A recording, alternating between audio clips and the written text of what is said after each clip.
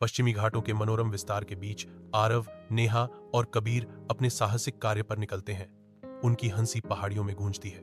Picnic की सामग्री से लदे हाथों के साथ तीनों का उत्साह स्पष्ट है, क्योंकि वे प्रकृति की गोद में और गहराई से प्रवेश करते हैं। हरे भरे पेड़ और दूर की घाटियां उनके सामने खुलती हैं, जो खुशी और अविस्मरणीय यादों से भरे दिन का वादा करती हैं। तीनों दोस्त नदी के किनारे पहुंचते हैं, जहां प्रकृति की सुंदरता एक कैनवास की तरह खुलती है जो उनके स्पर्श का इंतजार कर रही है।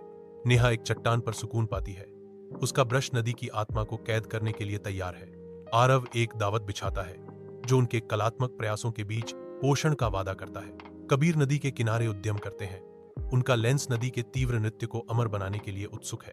कबीर का पैर फिसलने से शांत दिन टूट जाता है और वह नदी की भयानक धाराओं में गिर जाता है। घोर दहशत के एक पल में नेहा और आरव हरकत में आ जाते हैं। उनके चेहरे चिंता और दृढ़ संकल्प से भरे हुए हैं। तेजी से सोचते हुए और अटूट संकल्प के साथ आरव एक लंबा लकड़ी का खंभा पकड़ता है, जबकि नेहा जल्दी से अपनी दुपट्टा बांधती है, जिससे एक जीवन रेखा बन जाती है। एक साथ वे कबीर की ओर अपनी काम चलाऊ जीवन रेखा बढ़ाते हैं, जो नदी की अथक शक्ति के खिलाफ आशा की किरण है।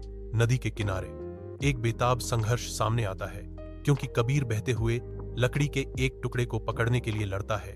उसका जीवन अधर में लटका हुआ है। संयुक्त शक्ति और अटूट दृढ़ संकल्प के साथ उसके दोस्त कबीर को निर्दयी नदी के चंगुल से छुड़ाने के लिए एक वीरतापूर्ण प्रयास में एकजुट होते हैं। नदी के किनारे सुरक्षित तीनों एक मार्मिक क्षण में गले मिलते हैं। उनके आंसू उस डर का प्रमाण है जिसका उन्होंने सामना किया, जो राहत वे अब महसूस करते हैं, और उनकी दोस्ती का अटूट बंधन। एक पहाड़ की चोटी पर तीन दोस्त डूबते सूरज की चमक में नहा रहे हैं। उनकी चुप्पी एक गहरी, अनकही समझ से भरी हुई है। क्षितिज के उग्र रंग उनके चेहरों को गर्मी से रंगते हैं, जो उनकी दोस्ती के गहरे बंधन को दर्शाते हैं। संध्या के शांत आलिंगन में उनका साझा अनुभव एक ऐसे बंधन को मजबूत करता है जो शब्दों से परे है।